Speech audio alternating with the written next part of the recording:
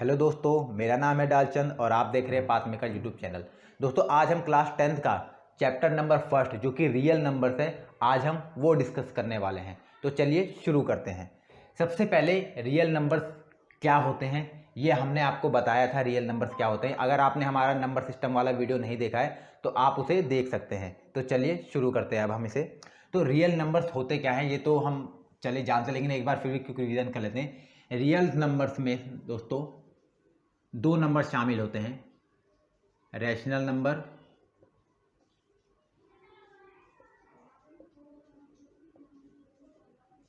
और irrational number. Irrational number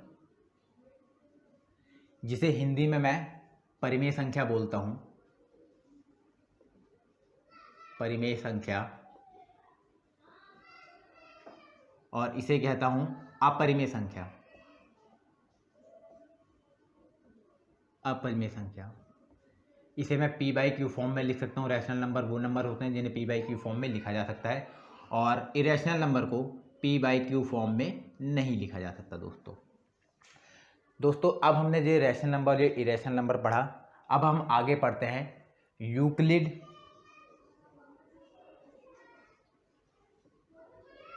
division lemma.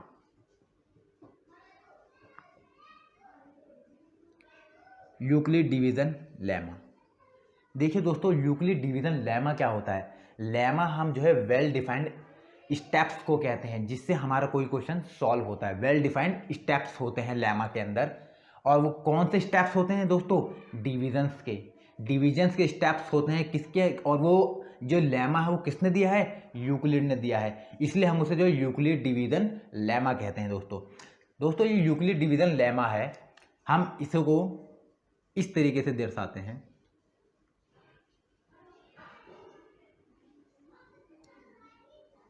A=BQ+R।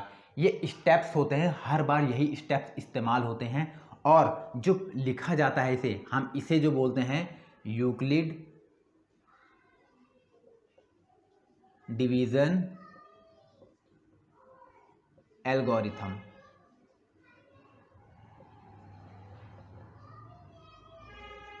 Euclid division algorithm दोस्तों, lemma में तो दोस्तों स्टेप्स होते हैं कि हर बार जो इसी स्टेप्स से करा जाएगा जब तक जो हमारे रिमाइंडर है वो ज़ीरो ना आ जाए। और यूक्लिड डिवीजन एल्गोरिथम है जिसमें इस डिवीजन का प्रोविजन दिया हुआ है कि इस तरीके से हम इसका डिवीजन करेंगे। दोस्तों चलिए हम सबसे पहले इसके बेसिक्स को समझते हैं कि इसको किस तरीके से डिवाइड किया जाता है।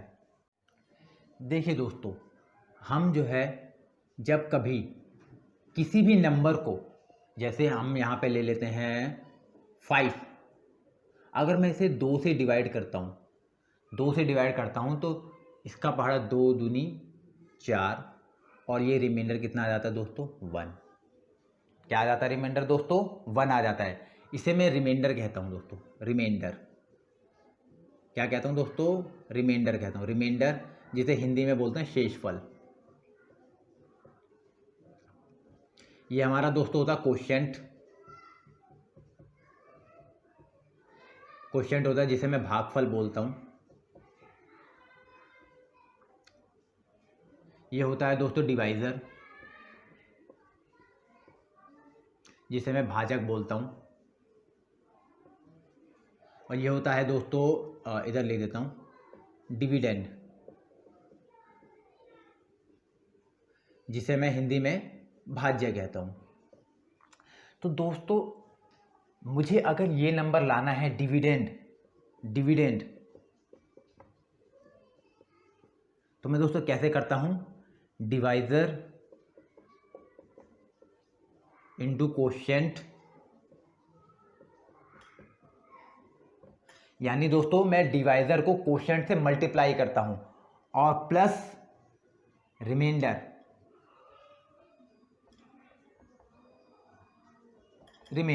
मैं इसमें जो है रिमाइंडर जो है इसमें ऐड कर देता हूँ। अगर मैं जो है डिविडेंड निकालना चाहता हूँ, ये नंबर निकालना चाहता हूँ, तो मुझे क्या करना पड़ेगा दोस्तों? इसको जो इसके साथ मल्टीप्लाई करना पड़ेगा और जो ये रिमाइंडर आया वो मुझे इसमें ऐड करना पड़ेगा। जैसे देखिए 2 दूनी 4 और प्लस 1 5, ये नंबर आ गया ना दोस्तों। तो ऐसे ही हमारा जो डिविडेंड है, divisor into coefficient plus remainder, इसे हिंदी में भी लिख लेते हैं, भाज्य बराबर भाजक गुणा भागफल प्लस शेषफल। ठीक है दोस्तों इसी से हमारा कंसेप्ट निकल गया था यूक्लिड डिवीजन एल्गोरिथम का। देखिए अभी मैंने बताया था यूक्लिड डिवीजन एल्गोरिथम क्या होता है दोस्तों, A equal to B Q plus R. तो दोस्तों ए बल्कि कुछ नहीं, ये सिर्फ ए भाज्य होता है। ए इक्वल टू भाजक को किसके रूप में लिखूंगा दोस्तों, बी के, गुना भागफल के रूप में किसे लिखूंगा दोस्तों, क्यू को, प्लस शेषफल को दोस्तों किससे दिखाऊंगा, आर से। तो दोस्तों ये हो गया हमारा Euclid division algorithm, A equal to B Q plus R. चलिए दोस्तों हमने अभी पढ़ा था Euclid division algorithm, A equal to B Q plus R. दोस्तों क्या होता है दोस्तों Euclid division algorithm, A equal to B Q plus R, where यानी जहां पर आर हमारा क्या होता है दोस्तों, आर क्या होता है दोस्तों हमारा, आर जो है 0 से बड़ा या बराबर होता है, आर जो है 0 से बड़ा या बराबर होता है और बी से छोटा होता है। दोस्तों क्या होता है दोस्तों, बी से छोटा होता है। हम इसे ऐसे भी लिख सकते हैं दोस्तों, ऐसे लिखते हैं कि जो हमारा आर है दोस्तों, या तो वो 0 के बराबर होगा या 0 से बड़ा होगा लेकिन बी से छोटा होगा। देखिए हम एक एग्जांपल से बताते हैं इसको, देखिए किस तरीके से।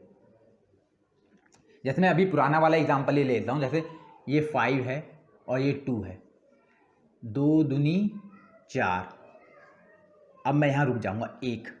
अब देखिए दोस्तों ये जो हमारा रिमाइंडर है, देखिए दोस्तों ये हमारा जो रिमाइंडर है ये 0 से बड़ा है, 0 से बड़ा है। अगर मैं बड़े का साइन लगा रहा हूं तो रिमाइंडर हमारा 0 से बड़ा है। लेकिन दोस्तों ये हमारा b है, लेकिन b से छोटा है आर हमारा।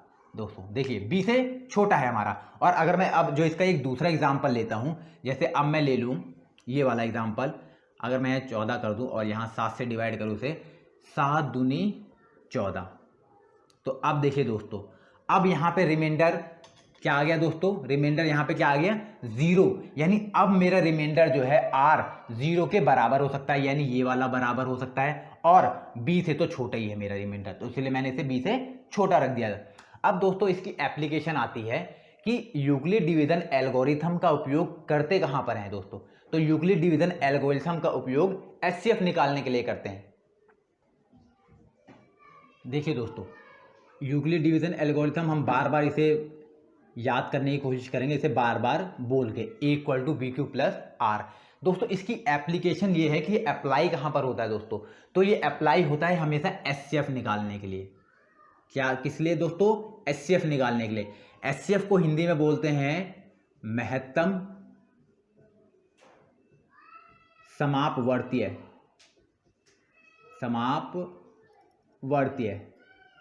और अगर मैं इंग्लिश में बात करूं तो इसे बोलूंगा दोस्तों हाईएस्ट कॉमन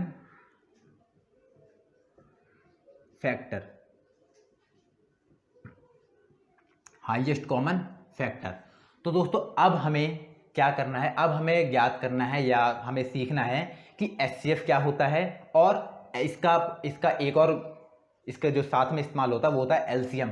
तो हमें एचसीएफ और एलसीएम निकालने आना चाहिए। तो हम चलिए पता करते हैं एलसीएम क्या होता है और एचसीएफ क्या होता है। देखिए दोस्तों पहले हम जो है एचसीएफ की बात करते हैं। एचसीएफ होता क्या है, हाईएस्ट कॉमन फैक्टर। देखिए दोस्तों हमको पता है फैक्टर क्या होते हैं और मल्टीपल क्या होते हैं। देखिए हम पहले पता कर लेते हैं फैक्टर और मल्टीपल में डिफरेंस क्या है। दोस्तों देखो, जैसे अगर मैं बात कहूं, एक नंबर लूं, जैसे अगर मैं कहूं 48 के फैक्टर्स क्या होंगे दोस्तों, तो मैं क्या कहूंगा दोस्तों, इसके फैक्टर निकालूंगा। 2 दूनी 4, 2 चौक 8, 2 एकम 2, 2 दूनी 4, 2 छंग 12, 2 तिया 6 और 3 एकम 3। अगर दोस्तों मैं 48 को इस तरीके से अगर मैं इसे ब्रेक डाउन कर पाया, 2 गुना 2 गुना 2 गुना 2 गुना 3, तो दोस्तों ये 48 के होते हैं फैक्टर। लेकिन अगर मैं बात कहूँ कि 48 के अगर मल्टीपल करना चाहूँ तो मल्टीपल दोस्तों वो होता है जब मैं 48 का पहाड़ा पढ़ता हूँ या उसकी टेबल पढ़ता हूँ।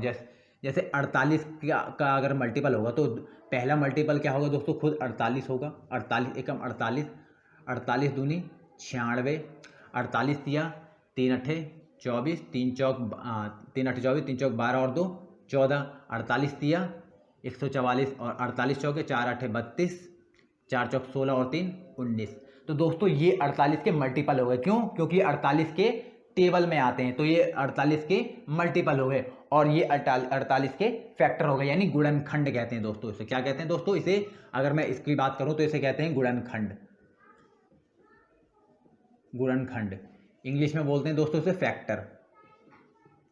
और दोस्तों इसकी बात कहूं तो इसको जो है अगर मैं इसको बोलते हैं इंग्लिश में मल्टीपल और हिंदी में बोलते हैं दोस्तों इसको गुणज। क्या बोलते हैं दोस्तों? गुणज बोलते हैं इसको। तो दोस्तों यहीं से अब हम जो है हाईएस्ट कॉमन फैक्टर यानी एचसीएफ और एलसीएम निकालने की बात करेंगे। चलिए दोस्तों हम देखते हैं एचसीएफ कैसे फाइंड आउट करते हैं। ठीक है दोस्तों, हमने दोस्तों लोअर क्लास में हम एचसीएफ निकाला करते थे।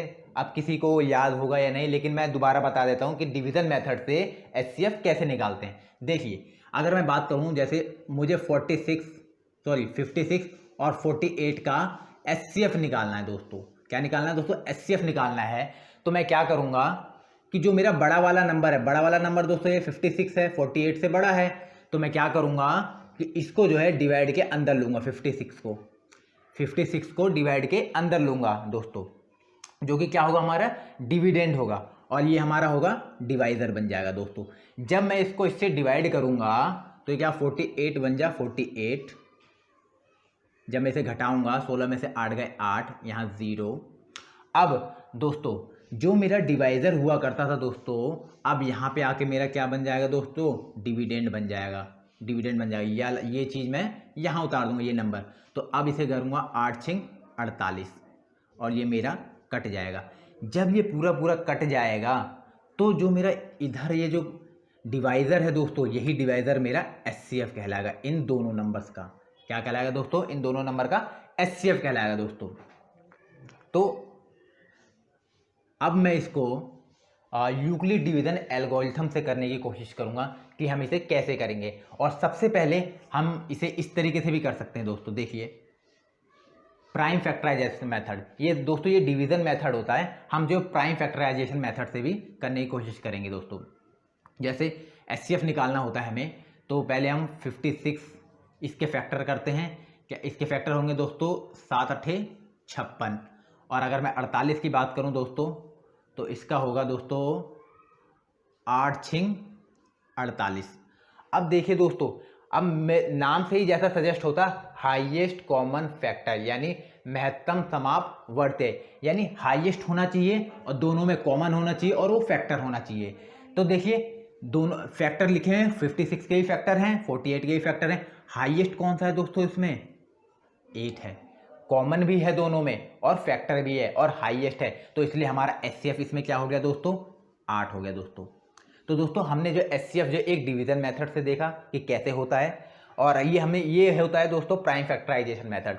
देखिए आप सोच रहे होंगे कि ये प्राइम फैक्टराइजेशन कैसे हुआ दोस्तों। तो मैं क्या 8 को यहीं पे ही देखिए मैं अभी लिख के करके दिखाता हूँ। यहाँ पे ये देखिए 56, क्या मैं 8 को ऐसे नहीं लिख सकता? 2 गुना 2 गुना 2 प्राइम फैक्टराइजेशन हो गए।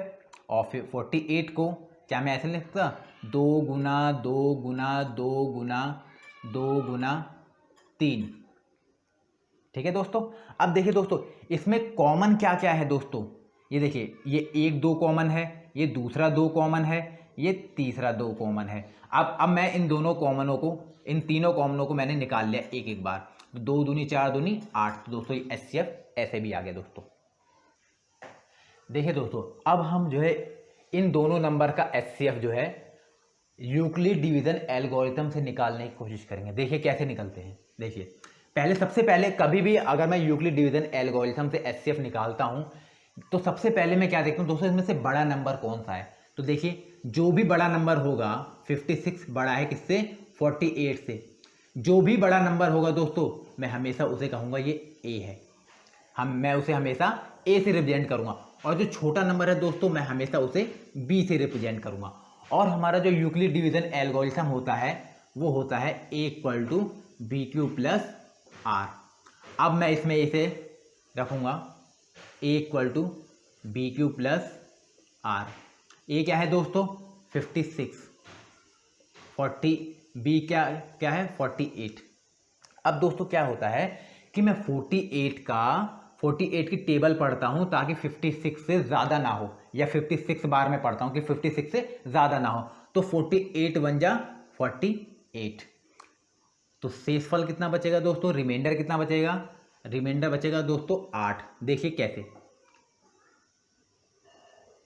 56, 48, 48 बन जा 48 और रिमाइंडर क्या बचेगा दोस्तों 8। यही दोस्तों मैंने करा है, 48 बन जा 48 और प्लस 8, ये वाला शेषफल। देखिए अब मैं क्या करूँगा दोस्तों, इस 48 को इधर ले जाऊँगा, 48 को मैं इधर ले गया और जो हमारा रिमाइंडर है मैं उसे इधर ले आया 8। अब मैं दोस्तों अब 8 की टेबल पढ़ूंगा 48 बार में, यानी डिवाइड करूंगा 48 को किससे, 8 से डिवाइड करूंगा। तो 8 से डिवाइड करूंगा 48 को तो कितनी बार में जाएगा दोस्तों, 6 बार में, 6 बार में जाएगा और रिमाइंडर क्या बचेगा दोस्तों 0।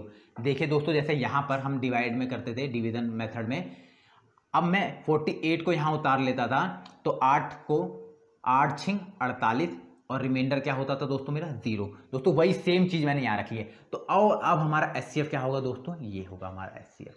क्या होगा दोस्तों, एचसीएफ ये होगा दोस्तों। चलिए दोस्तों अब हम बात करते हैं एलसीएम की। एलसीएम क्या होता है, एलसीएम को हम बोलते हैं दोस्तों लीस्ट कॉमन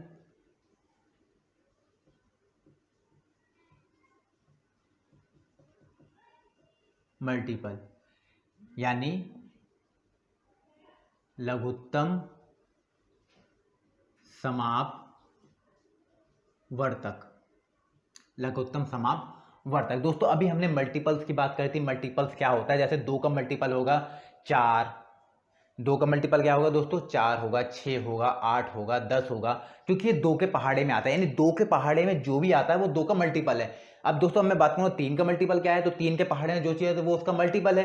3 दूनी 6, 3 तिया 9, 3 चौक 12, 3 पंजे 15। ऐसे अगर मैं 5 के मल्टीपल की बात करूँ तो 5 का 5, 5 10, 5 तिया 15, 5 चौक 20, ये सारे के सारे 5 के मल्टीपल हैं। तो दोस्तों अगर हमें 2 नंबर्स के बीच उसका एलसीएम निकालना है 2 नंबर्स का, तो दोस्तों वो हम उसके मल्टीपल्स पहले निकालेंगे और दोनों में कॉमन देखेंगे। और क्या देखेंगे दोस्तों, लीस्ट कॉमन, मतलब सबसे छोटा कॉमन मल्टीपल जो होगा वो हमारा क्या होगा दोस्तों एलसीएम। जैसे अगर मैं बात करूं एग्जांपल में 4 और 8 की, 4 और 8 का मुझे एलसीएम निकालना है दोस्तों, तो सीधा सीधा मैं 4 का पहाड़ा पढ़ दूंगा, 4 एकम 4, 4 दूनी 8, 4 तिया 12, 4 चौक 16, 4 पंजे 20। और दोस्तों इसमें पढ़ूंगा मैं तो 8 एकम 8, 8 दूनी 16, 8 तिया 24, 8 चौक 32। ठीक है दोस्तों। अब मैं दोस्तों इसमें क्या देखता हूं कि मेरा जो एलसीएम होता है, देखिए दोस्तों दोनों में कॉमन क्या है, दोनों नंबर्स में अगर मैंने इनके मल्टीपल लिख दिए, 4 के भी मल्टीपल लिख दिए और 8 के भी मल्टीपल लिख दिए, मतलब मैंने 4 के भी गुणज लिख दिए, ये गुणज है दोस्तों, 4 के गुणज यानी 4 के गुणज यानी मल्टीपल, और यहाँ पे 8 के गुणज यानी मल्टीपल। ठीक है दोस्तों, ये वाला। तो अब देखिए इनमें कॉमन क्या है, देखिए कॉमन भी है, एलसीएम का मतलब लीस्ट कॉमन मल्टीपल। देखिए कॉमन क्या क्या है, कॉमन दोस्तों एक तो देखिए 16 है, और दोस्तों आपको क्या दिखाई दे रहा है, देखिए 8 कॉमन है इसमें, 8। देखिए दोस्तों अब जो है हमें कॉमन तो मिल गया, 8 और 16 इसमें कॉमन है, लेकिन हमें लीस्ट सबसे देखना है, लीस्ट कॉमन मल्टीपल। कॉमन तो है दोस्तों लेकिन सबसे लीस्ट कौन सा दोस्तों 8। तो हमारा एलसीएम क्या हो गया दोस्तों 4 और 8 का, 8 एलसीएम हो गया हमारा दोस्तों। क्या हो गया दोस्तों हमारा 8 एलसीएम। देखिए दोस्तों अब हम जो है एलसीएम और एचसीएफ में रिलेशन देखेंगे, संबंध देखेंगे एलसीएम और एचसीएफ में, एलसीएम एंड एचसीएफ में। ये दोस्तों ये जो रिलेशन है, ये जो मैं रिलेशन बताने जा रहा हूँ एलसीएम और एचसीएफ में, वो केवल तभी लागू होता है जब दो नंबर्स का एचसीएफ और एलसीएम निकालना हो। देखिए जैसे कोई भी दो नंबर है ए और बी, और इनका एचसीएफ और एलसीएम है कुछ, इनका एचसीएफ भी है और एलसीएम भी है, तो दोस्तों इनका जो रिलेशन होगा इन चारों का वो ये होगा दोस्तों, मैं इन दोनों नंबर्स को मल्टीप्लाई करूं और इनके एचसीएफ और इनटू एलसीएम कर दूं मैं, यानी product of HCF into LCM और इन नंबर्स का प्रोडक्ट, तो ये हमारा जो एलसीएम और एचसीएफ में रिलेशन निकल जाएगा दोस्तों। क्या निकल जाएगा दोस्तों? रिलेशन निकल जाएगा दोस्तों। चलिए दोस्तों अब हम कुछ आगे के सवालों को करने के लिए थोड़ा बेस तैयार करते हैं। देखिए जैसे अगर मैं, ये आप हमेशा याद रखिए, अब मैं जो बताने जा रहा हूँ, अगर मैं इवन नंबर होगा, कोई इवन नंबर, उसमें कोई इवन नंबर अगर मैं ऐड करता हूँ दोस्तों, तो हमेशा जो आंसर आएगा वो हमेशा एक इवन नंबर ही आएगा दोस्तों। ठीक है दोस्तों, अगर मैं इवन प्लस ऑड नंबर को अगर ऐड करता हूं दोस्तों, तो हमेशा दोस्तों क्या आंसर आएगा? हमेशा ऑड आएगा नंबर। क्या आएगा दोस्तों? ऑड आएगा। और दोस्तों अगर मैं ऑड नंबर को ऑड नंबर में ऐड करता हूं, तो हमेशा दोस्तों आंसर क्या आएगा दोस्तों? हमेशा इवन नंबर आएगा दोस्तों। ये आप हमेशा याद रखिएगा। अब एक बार दोस्तों आप इसे हिंदी में भी समझ लीजिए। यदि मैं सम संख्या में सम संख्या को ऐड करता हूँ, यानी सम संख्या को जमा करता हूँ मैं, तो हमेशा जो है एक सम संख्या ही आएगी। अगर सम संख्या ही आएगी। अगर मैं सम में विषम संख्या ऐड करता हूँ, तो हमेशा आंसर एक विषम संख्या ही आएगा। और अगर मैं दोनों विषम संख्याओं को ऐड करता हूं, तो हमेशा आंसर एक सम संख्या ही आएगा दोस्तों। अब देखिए दोस्तों, अगर मैं कोई इवन नंबर है, even number into even number, यानी सम संख्या गुना सम संख्या, अगर दोस्तों मैं एक सम संख्या को दूसरी सम संख्या से मल्टीप्लाई करता हूं, या एक इवन नंबर को एक दूसरे इवन नंबर से मल्टीप्लाई करता हूं, तो आंसर हमेशा एक इवन नंबर ही आएगा दोस्तों। क्या आएगा दोस्तों? एक इवन नंबर ही आंसर आएगा। और अगर मैं एक इवन नंबर है इनटू ऑड नंबर, यानी एक सम संख्या है और दूसरी विषम संख्या है। ठीक है दोस्तों, एक इवन नंबर है और एक ऑड नंबर है। अगर एक इवन नंबर और एक ऑड नंबर है, तो हमेशा दोस्तों आंसर क्या आएगा? एक इवन नंबर ही आंसर आएगा इसका। ठीक है दोस्तों, अब मैं अगर एक ऑड नंबर लूं और ऑड नंबर को ऑड नंबर से मल्टीप्लाई करूं दोस्तों, ऑड नंबर को ऑड नंबर से मल्टीप्लाई करूं दोस्तों, तो हमेशा आंसर क्या आएगा? एक ऑड नंबर ही आएगा, यानी एक विषम संख्या ही आएगी। यानी एक विषम संख्या को अगर मैं विषम संख्या से मल्टीप्लाई करूंगा, तो हमेशा आंसर एक विषम संख्या ही आएगा। देखिए दोस्तों, एग्जाम्पल नंबर 2 हमारे पास है, show that every positive even integer is of the form 2q and that every positive odd integer is of the form 2q + 1 where q is some integer. Hindi वाले देखिए दोस्तों, दर्शाइए कि प्रत्येक धनात्मक सम पूर्णांक 2q रूप में होता है और प्रत्येक धनात्मक विषम पूर्णांक किस रूप में होता है? 2q + 1 रूप में होता है, जहां पर q कोई इंटीजर है। ये हो गया इसका हिंदी मीन्स। अब देखिए हम इसे कैसे करेंगे दोस्तों। देखिए हम पहले लेट कर लेंगे दोस्तों, late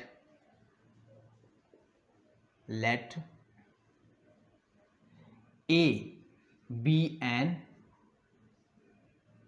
late A B N positive integer,